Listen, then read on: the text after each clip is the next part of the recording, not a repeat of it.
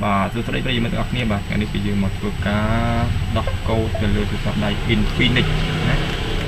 Infinix smartphone 4 nữa nè là vì miền Pành ha chọn tới cho mùi hàng lọc và lọc screen này lệch mà đây là bảo biếtคือ Infinix X 6532ណាបាទអញ្ចឹងពេលដែលយើងវាយ search មើលនៅក្នុង Google ទៅយើងឃើញថាវាឈ្មោះរបស់វាគឺ Infinix Smart 9 បាទ Smart 9អូខេឥឡូវយើងចូលមក tool របស់យើងហើយយើងចូលមកកន្លែង Infinix នេះមកបាទ Infinix អូចាំតិចកុំព្យូទ័រនឹង slow បាទអញ្ចឹងយើងដាក់ model វាកន្លែងនេះមក Infinix Smart 9 បាទនោះអត់មានបាទ Infinix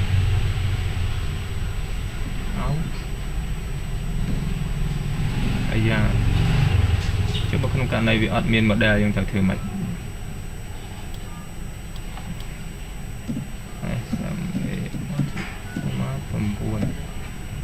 អាយ៉ាអត់មាននៅខាងក្នុងនេះទេបាទ9ណាបាទ6532ចាំតិចឆែកមើលសិនបាទហ្នឹង6532គឺ Smart 9ហ្នឹងឯងនេះស៊េរីរបស់វាណាអញ្ចឹងយើងចាប់ផ្ដើមទៅឆែកមើលបន្តទៀត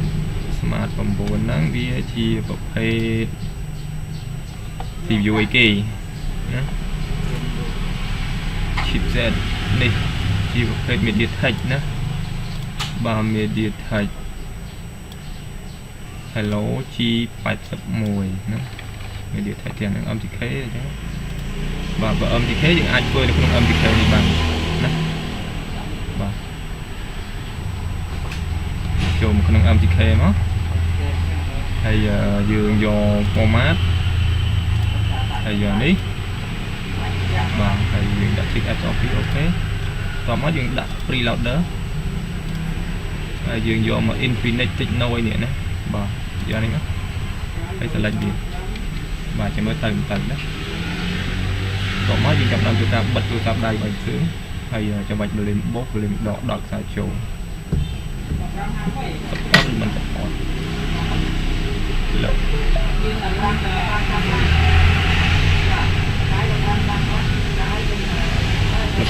លឹកទាំងប៊ូតញញទាំងប៊ូតហើយទាំងប៊ូតហើយចុះខែអូខេអត់ស្គាល់ទេ USB recognize ក៏គូសាក់គឺសាក់អត់ចូលទៀតបងប្អូនឲ្យទីទៅ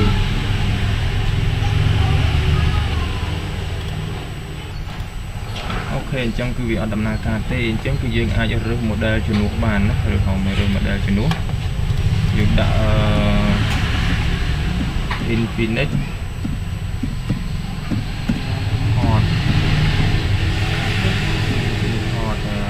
5G បាទ Infinix Hot Infinix Hot ហ្នឹងគឺ Infinix 54G នេះហើយយើងយក factory reset នេះមកចូល stop អានេះមួយទៅបាទ factory reset អូខេបិទទូរស័ព្ទដៃអាឡុតវេទនាមណា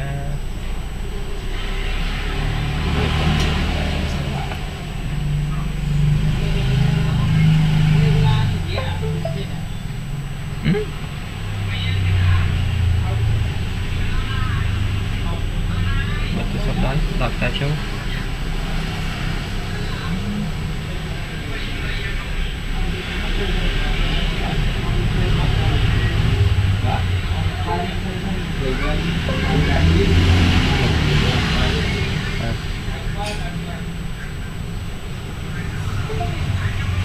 អានេះវាប្រើតាមមេតាម៉ូដវិញ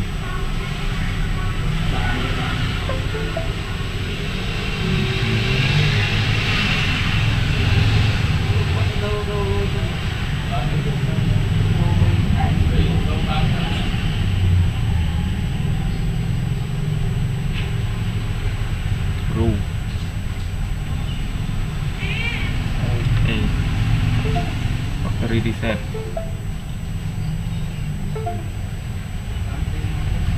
vâng để áo rồi chạm bị bình tĩnh mau erasing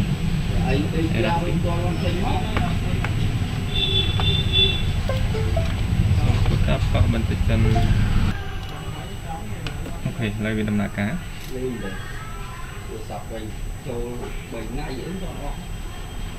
tìm thử cả IQ biết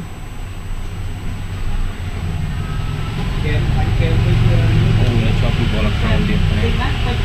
em thấy tôi cả 7 phát tôi có khoan mà tăng tiếp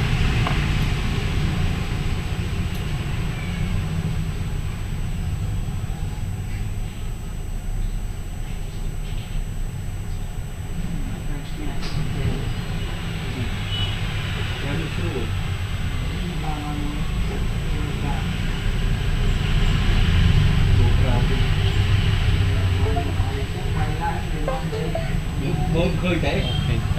lấy cái chung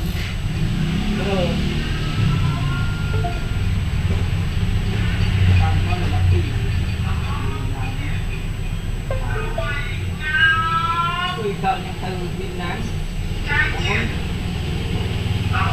Việt Nam là một bang chi phí ở bên mình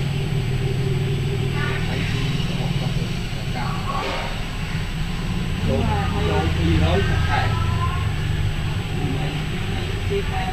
đây